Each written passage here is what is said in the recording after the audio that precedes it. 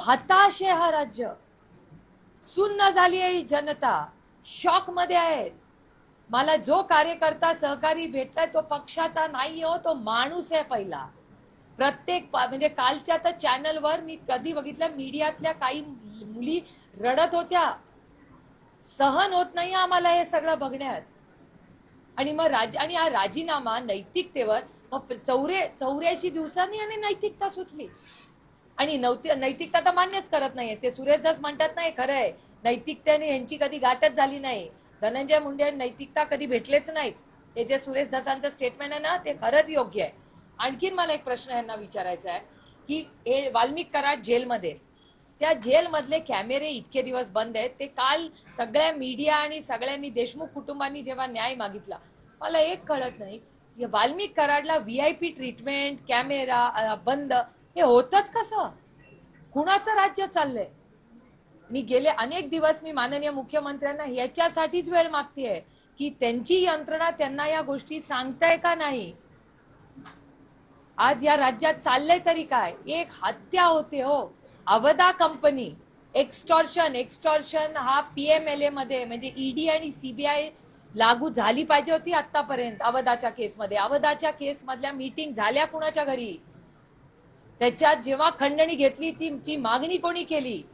हे सगळं या राज्याला कळलं पाहिजे. मी स्वतः पीक विम्याबद्दल जेव्हा दिल्लीमध्ये पार्लमेंटमध्ये बोलले, त्या पार्लमेंटमध्ये शिवराज सिंग चौहान साहेबांनी ऑन रेकॉर्ड सांगितलंय की मी पीक विम्याच्या घोटाळ्याचा, ज्याचा उल्लेख संदीप क्षीरसागरांनी केला, रोहित पवारांनी केला, जितेंद्र आव्हाडांनी केला, सुरेश धसांनी केला, अंजली दमान यांनी केला, आणि ते अजित पवारांच्या पक्षाचे ते सोळंकी ना, त्या सोळंकी प्रकाश भाऊ सोळंकीनी पण त्याचा उल्लेख केला. अहो, नमिता मुंदडांनी पण केला. पण त्या बिचाऱ्या नमिता मुंदडांनी 3, 4, 5 वेळा मागणी करून करून थकून गेली ती आपली लेख. कारण का तिला माहिती होतं काय न्याय मिळणारच नाहीये.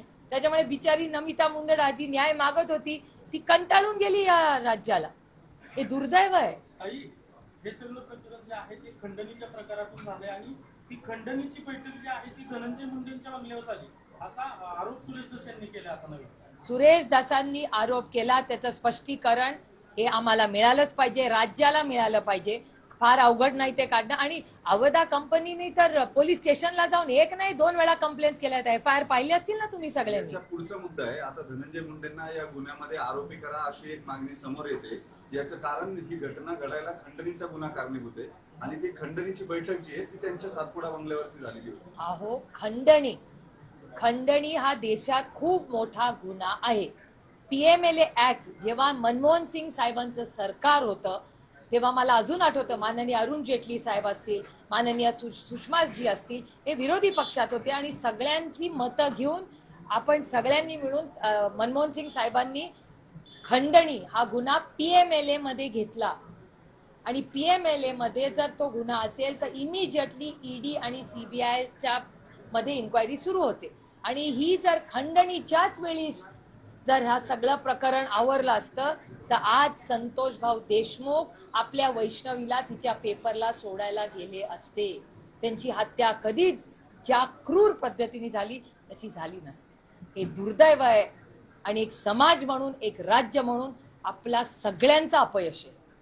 आणि मी अतिशय प्रांजळपणे हे कबूल करते की हा माझा महाराष्ट्र नाही हो. हा आपल्या महाराष्ट्रामध्ये अशा कधीही घटना झालेल्या नाही. कोणी वाचवलं यांना? ही क्रूर जी ही विचारधारा आहे, ह्या विचारधारेच्या विरोधात ही लढाई आहे, कुठल्या व्यक्तीच्या विरोधात नाही. ही ठेचून काढलीच पाहिजे. हा सुसंस्कृत महाराष्ट्र आहे, छत्रपतींचा महाराष्ट्र आहे, शाहू फुले आंबेडकरांचा महाराष्ट्र आहे, हा कैलासवासी यशवंतराव चव्हाणांचा महाराष्ट्र आहे. याच्यात खंडणी सहन केली जाणार नाही.